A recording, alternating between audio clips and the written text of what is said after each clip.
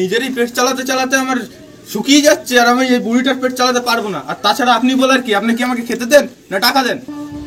ওকে মেরো না বাবা, ওকে মাফ করে দাও।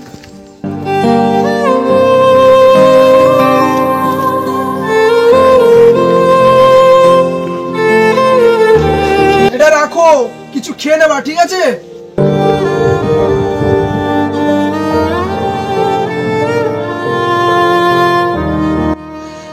নিজের ওপরেও কেমন ঘৃণা হচ্ছে। আমার বাড়িতে তো একটা মা আছে, আমি তো মায়ের সাথে কথাই বলি না। শেষ যে কবে মায়ের সাথে লাস্ট কথা বলেছিলাম আমার মনে পড়ছে। আমার মা সারাদিন একটা রুমে বন্দি হয়ে থাকে। সারাদিনে একটি বারের জন্য মায়ের মুখটা আমি দেখতে যাই না, যে মায়ের শরীরটা কেমন আছে। আমি কি নিষ্ঠুর ছেলে!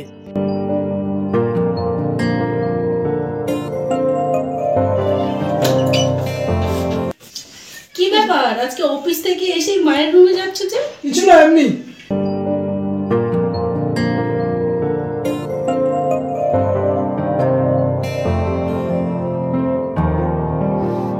মা, মা গো, ও মা।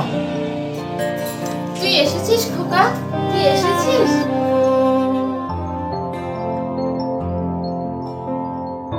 ছেলেটার মুখটা কিরকম শুকিয়ে গেছে, একটু ঠান্ডা জল এনে দেবো? না মা, থাক, লাগবে না। তুমি কেমন আছো মা? আচ্ছা খোকা, কিছু বলবি?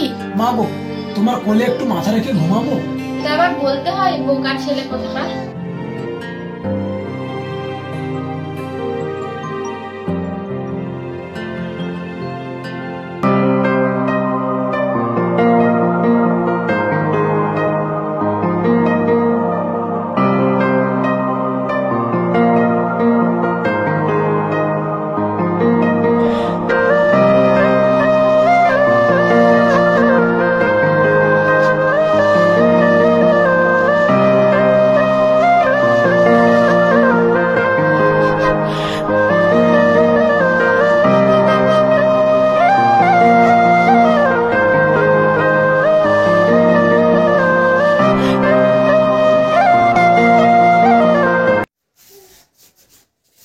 মা ছেলের মান অভিমান খুব ভালোই চলছে দেখছি।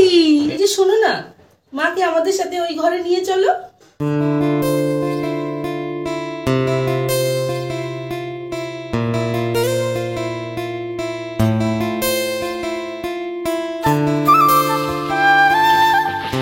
মা এখানে বসুন। মা, তোমার কোনো কষ্ট হচ্ছে না তো? কি যে বলিস খোকা, তোরা থাকতে আমার কিসের কষ্ট? শুধু ছেলেটাকেই একা আদর করো। ছেলেটা তো আপন আর আমি তো পর।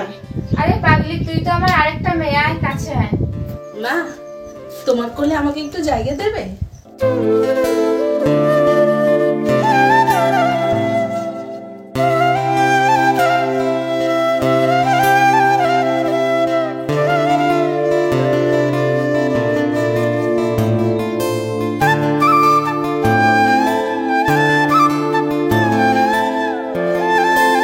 বৃদ্ধ মহিলাটাকে রাস্তায় ফেলে চলে আসলে? তুমি জানলে কি করে? আরে আমি ওদেরকে বলেছিলাম তোমার সামনে অ্যাক্টিং করতে, যাতে তোমারও মনে পড়ে বাড়িতে তোমার একটা মা আছে।